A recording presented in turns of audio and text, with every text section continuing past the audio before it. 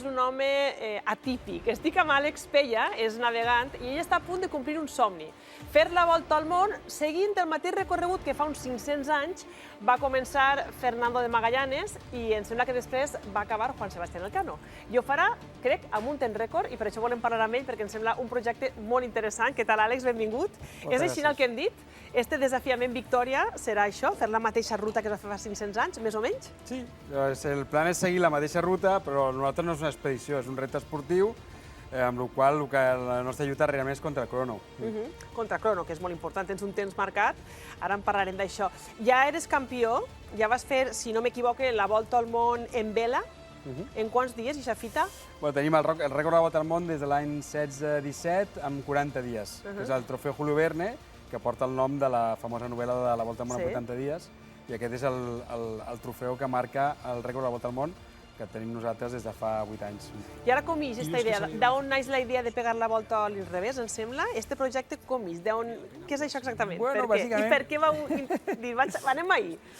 Ve de que quan vam batre el rècord de la volta al món, després jo vaig tenir una sèrie d'anys molt bons, que vaig guanyar molts rècords i moltes regates importants, i sempre he tingut la mentalitat de fer coses noves, de no repetir. Llavors em quedava com sense reptes, no sé si està bé dir-ho, però... No, està bé dir-ho, és que és una persona que va superant-te a poc a poc, eh? I llavors vaig pensar en això, i això va coincidir amb les primeres celebracions de, com has dit tu, el 5è centenari de la primera volta al món. I dic, ostres, aquí hi ha dues coses que van a la part, no? A mi em quadrava dintre la meva carrera professional i el meu moment personal, i després aquesta celebració aquí. Dic, doncs per què no tornar a fer aquest viatge de 500 anys amb un repte esportiu. Dius que el lema és fer-li la volta al món per a fer-li una volta al món, una cosa així, perquè té una connotació també ecològica, mediambiental. Correcte. Primer, mediambiental perquè el nostre esport, o el meu esport, que és la veloceànica, és un esport mecànic, però que les energies que fan moure el meu barco són les energies que avui diem renovables, que són les energies del present i del futur del planeta. Netes. Sí, netes. Que no tenim un altre camí. Aquest és el nostre futur. Perquè tot el que és consumible s'acabarà un dia. És finito, s'acabarà. En canvi, l'altre no. I és la mateixa energia que feia moure els barcos fa 500 anys o més temps enrere, com el viatge del Cano. Per això hi ha un component mediambiental. Un altre tema també important és que el barco que fem servir és un barco que no és nou, que ja té 25 anys. Es diu el barco Maxicat Victòria? Correcte, és un catamaran gran de 33 metres, de 17 de màniga, de 33 eslora, 17 de màniga que és l'amplada, i 41 metres de pal, i és la primera generació de barcos grans per batre tots aquests rècords. I és un barco que ja té 25 anys i que estava abandonat, que hem recuperat per fer aquest repte. O sigui que també està reciclat, diguem. Absolutament. O sigui que no és un vaixell, una embarcació de nou, sinó que recicleu per ser també sostenibles, al final. Ara tenim possibilitat de fer el que està tan de moda avui en dia, que és la huella de carbono, no? Sí. En el nostre cas, la huella de carbono sortirà negativa. Clar, zero, perquè no feu... No, negativa. Negativa, més, clar. Si haguéssim fet un barco per fer això, tindria una component positiva. Ens estem per darrere, perquè recuperem un barco, el transformem per fer això. O sigui que realment hi ha una component molt important, un missatge, com has dit tu, de fer aquesta dar la vuelta al mundo per dar la vuelta al mundo, en temes d'energies, de recuperar material, i després recuperar la història d'aquest viatge que va canviar la història de la humanitat per sempre. I suposo que també fer història. Sí. No, perquè al final, tu que eres un home competidor, dius, bé, és que se m'acaben els reptes. També al final hi ha aquest punt de marcar aquell punt roig de dir, això ho he fet jo, no aquesta fita. Correcte, així és. Això ho has de portar a dins, o no? S'ha de ser d'una mena especial, d'un tarannà especial per arribar a fer aquests reptes, aquestes fites esportives?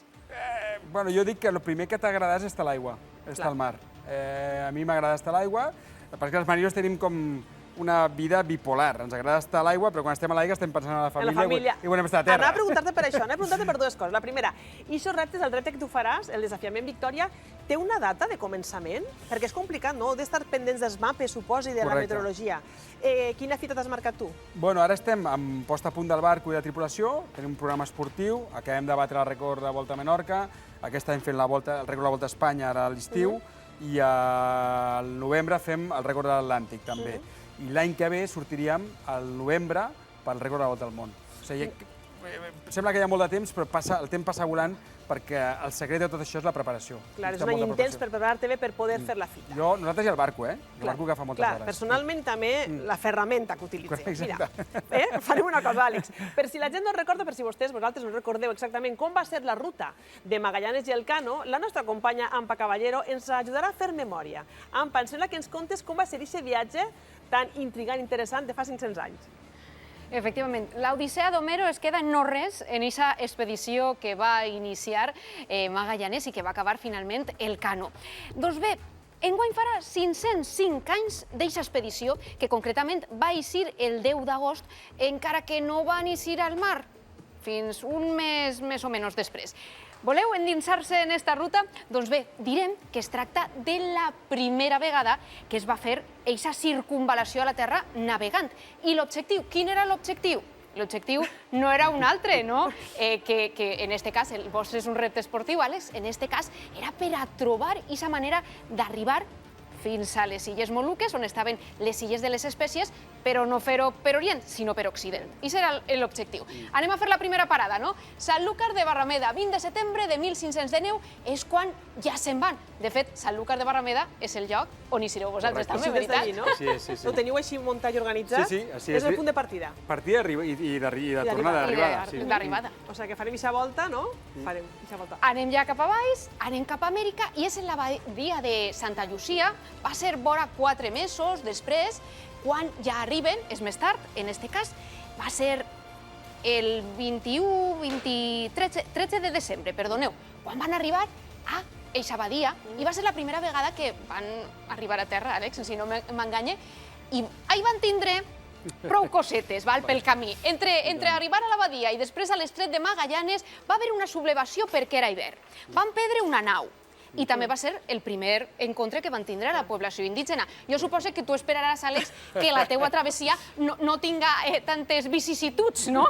Bueno, sí, esperem passar per menys penúries, però aquest pas és complicat. Nosaltres no passarem Magallanes, passarem per fora, per Hornos, recreem el viatge, però amb un repte esportiu. Clar. Vosaltres, Àlex, què feu? O sigui, t'has pensat quan tocareu terra, quants dies esteu sense tocar terra i quan t'arribeu, què és el que feu? Nosaltres no tocarem terra. No toqueu terra? No, hem de ser autosuficients per l'homologació del rècord durant tota la volta al món. O sigui, aquestes paradetes que he fet és més complicat, aleshores. Bueno, no sé, és una... O sigui, que seràs més canyer, Ampa, que el Cano i que Magallanes, Bueno, això s'hauria de veure. Però vaja, que en qualsevol cas nosaltres no toqueu terra. Quants dies fareu el trajecte? O intentareu fer-lo? Jo tinc una estimació de 100 dies. 100 dies, més o menys. Ampa, quan vulguis continuem amb la ruta. Sí, estàvem en aquest estret de Magallanes, però que de veritat ara se diu aixina, però en el seu moment, quan va arribar Magallanes, li va dir estret de Tots Sants. Val? Sí, escolta, és que potser tu també pots aturar-te en un punt i posar-li un nom teu, no sé, Pella o no sé, Bueno, sí, m'agradaria. No sé, el que passa és que ja està tot el planeta està humanitzat, es diu està humanitzat. Globalitzat, no? Absolutament. O sigui que serà difícil, Ampa, que ell trobi un puntet. Però segur que té alguna coseta que recorde aquest viatge. I anem ja perquè ja s'endinsen en el mar Pacífic, que era el mar del sud, i que li anomenen, de fet, mar Pacífic perquè eren aigües tranquil·les, de veritat, o en aquest moment li van anomenar així. Són aigües tranquil·les o com són? Bueno, venien de passar ells molt malament. Per això quan van entrar i dir, bueno, això està xupau. Clar, van veure que la part més fàcil. Per això li van posar el nom de Pacífic. Per això li van posar, i ja arribaren, veritat, a les Filipines. Bueno, primer van fer una paradeta i després és que, clar, Magallanes, ell a més d'aventurer, de fer aquesta expedició, de fer, doncs ell també volia expandir la cristiandat, no? I era un home conqueridor, podríem dir d'alguna manera, i es va posar en alguna baralla. Per agarrar territori, no és el teu cas. Tu no vas conquerir res. No, exacte, espero no tenir aquest tipus de problemes. Tens por en algun tram del trajecte? Dius que és més complicat o no? Bueno, sí, el pas aquest d'Hornos que hem passat abans, nosaltres passaríem per sota, per un tema climatològic. Després el pas aquest d'Austràlia, nosaltres passaríem a l'estret de Torres, que és entre Indonèsia i Austràlia. Ells van anar més amunt, nosaltres passaríem per aquí, i després a l'Índic. Aquí és un pas de calma i de poc vent, que també és un enemic nostre. I també de certa pirateria. M'ho dius en sèrio, que encara això està... Sí, pirateria n'hi ha a molts puestos, el que passa és que hi ha una pirateria que està més controlada o més organitzada i l'altra que és més de, diguéssim, de la gent que es busca la vida, no? I aquest sí que és un punt roig de pirateria i de calmes. El ves molt tranquil, Bueno, no T'has sé. controlat tot, això Ara no sí, ja m'arriben els nervis Val, quan val. De moment marxem. gaudim el viatge, gaudim el viatge. Gaudim el viatge, ell no va gaudir en la batalla de Mactanes, quan va morir Magallanes. Després quedaven dos naus, que era la Trinitat i era la Victòria. Què va passar? Que arribaren per fi, perquè el destí, quin era el destí? Les Illes Moluques, les Illes de les Espècies. Van arribar el 7 de novembre, concretament 2 anys i 3 mesos després d'eixir del punt inicial. O sigui, no és el teu cas. Esperem que no soc jo. Espero que no, si no, no batrem el rècord. No batrem el A rècord. part del rècord és que crec que la família, no? Que és un component important que es queda a terra, estaria un poc angoixada. Van carregar les espècies, en este cas el clavell, però què va passar? Que una de les naus, la Trinitat, li va entrar un forat, esperem que no passi res, li va entrar un forat, se va quedar, i què va passar? Que qui capitanejava la Victòria, que és com el nom de la vostra, del vostre catamaran, és qui va a fer la volta, i en este cas era Juan Sebastián Elcano, que la volta també va tindre el seu intrínculis, perquè no vam tornar per lo que seria la part fàcil, o que veiem fàcil, perquè tenien que evitar tots els ports que estaven controlats pels portuguesos. Correcte. I després ja tornen a destí, després d'eixa travessia, que va durar, què? 3 anys i 29 Mare meua. dies.